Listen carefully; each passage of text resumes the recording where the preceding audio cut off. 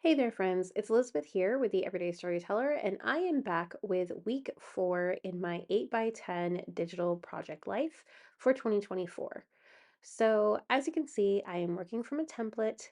Just as a reminder, these are my own templates that I have created and that are available in my shop under the Plug and Play 8 by 10 templates.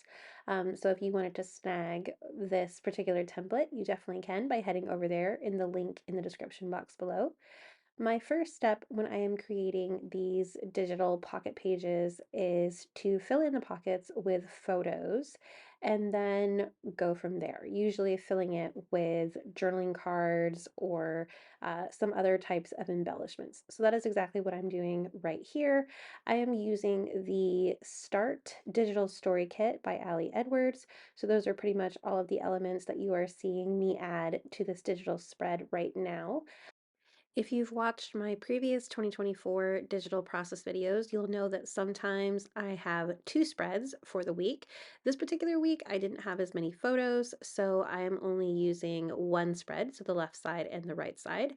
I do end up switching things around a tiny bit. Some of my photos are not um, some of them are not the best quality. Like that photo of the TV screen to document like what my husband was playing that particular week. I wouldn't consider that a fantastic photo.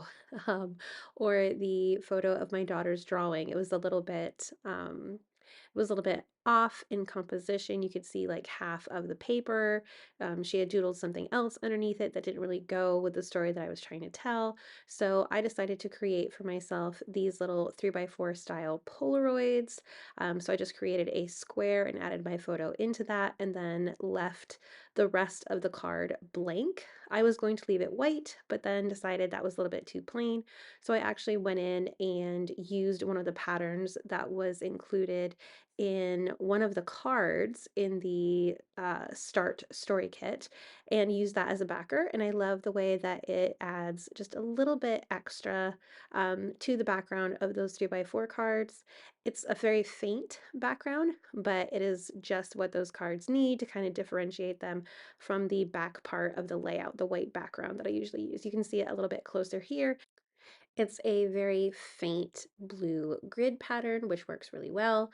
You're also going to see that I am creating my own little embellishment label right there using a stamp from the the digital start story stamp.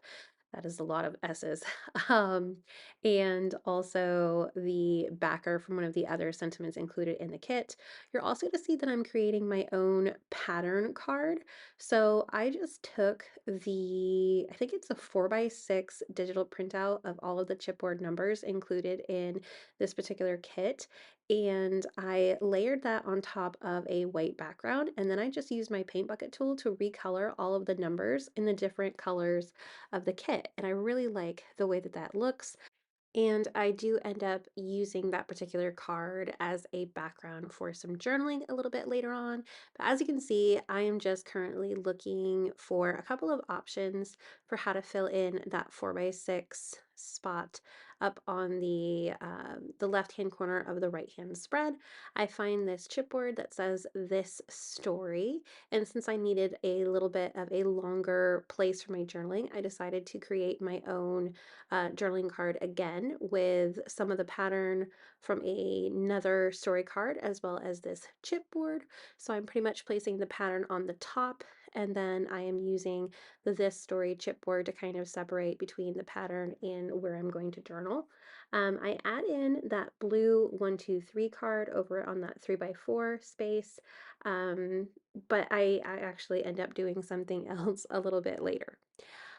On that large yellow 4x6 card, I knew that I wanted to mimic a mega date stamp. So I'm really loving the mega date stamps in my physical project life. I'm still working on 2023, and that is something that I am really, really loving. So I decided to mimic that kind of look on this digital spread, and I do that just by sizing my date. I think I'm using I believe it's Remington Noiseless font, but I just size it very large, like the mega date stamp would be. And then I also add in the shadowing as if I would have double stamped the date. So you can see that I changed the opacity for my duplicate layers of both of those dates.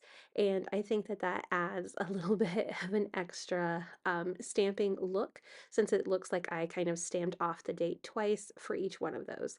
So that was really fun. I've decided to use this 4x6 card that has all of the different colored circles that say starting this. This actually might be a 6x8 page, actually. But I decided to use the circles, but not the sentiment. Also, one of the things that I love about digital project life and working with digital elements is that if the sentiment doesn't work for you, you can erase it with the eraser tool. And I actually grab one of these digital stamps that say, loved this from my digital stash, and then added that onto there, and you would never know that it had said something else. Yes, so this was a 7 by 8 1/4 pattern paper. I'm just grabbing another circle with my circular marquee tool, and I'm going to add that onto the number pattern card that I created a little while ago. Again, erasing the sentiment because this story is not about starting. And then I am going to add in another digital stamp that says Moments to Remember. This is from a previous Ali Edwards kit from my stash. Next up, we're adding in the spaces for my journaling, so the text boxes for my journaling. I usually add those right up at the top of my layers panel, so all of the text is all together.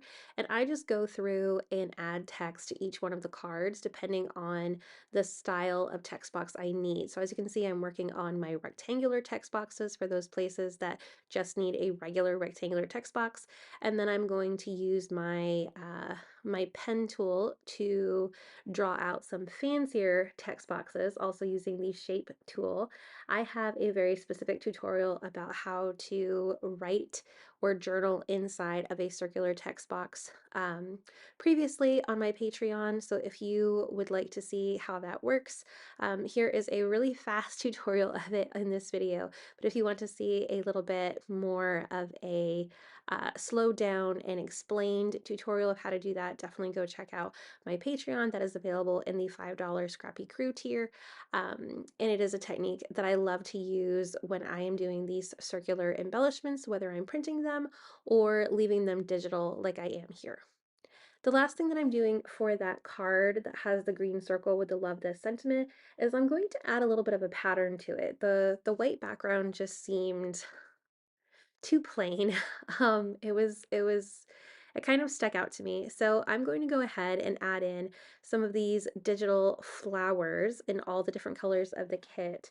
And that really helped make this particular card kind of pop a little bit more and look more like it was actually made for the spread. So you're going to see that I am using my clipping mask tool to make sure that all of my flowers kind of stay inside of that 3x4 pocket, so to speak.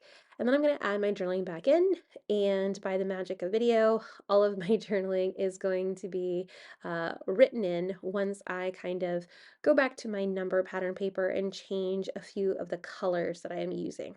Um, I didn't really like the fact that there was a couple of colors that you couldn't see underneath the circular journaling piece. And so I changed them around a bit to like better match the colors that I'm actually using.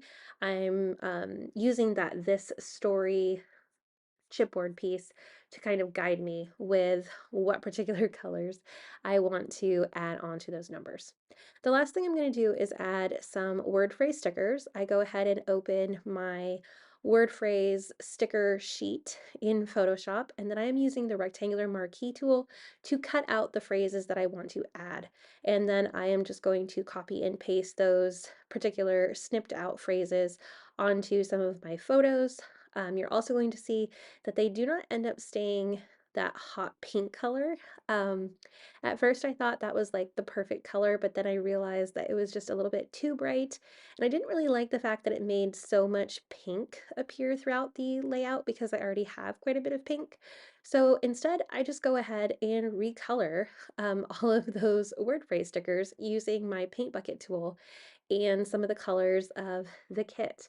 So the only thing you do have to do to make sure that you're remembering is to make sure you're on the right layer, because otherwise you will make your entire canvas a color. But that is a really quick fix because you can just press the undo button and there it is. So that is always fun, that it just takes a click of a button to kind of right your mistake, so to speak.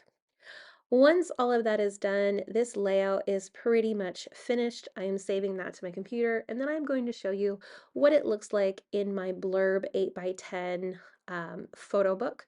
This is going to be printed at the end or middle of the year, depending on how many pages I end up with at the 6-month mark. But I am just kind of showing you how I add that into Bookwrite, which is the Blurb software that they use. Again, this is an 8x10 book. I am planning on using photo paper to print this out. So I think it's like the photo matte paper option that they offer. And I am just going to show you in a couple of seconds what the completed um, layouts look like so far. I'm so happy that you joined me for week 4 in my 2024 Project Life album, and I hope you will tune in again next week for more fun. Thanks so much for watching and have a wonderful day. Bye.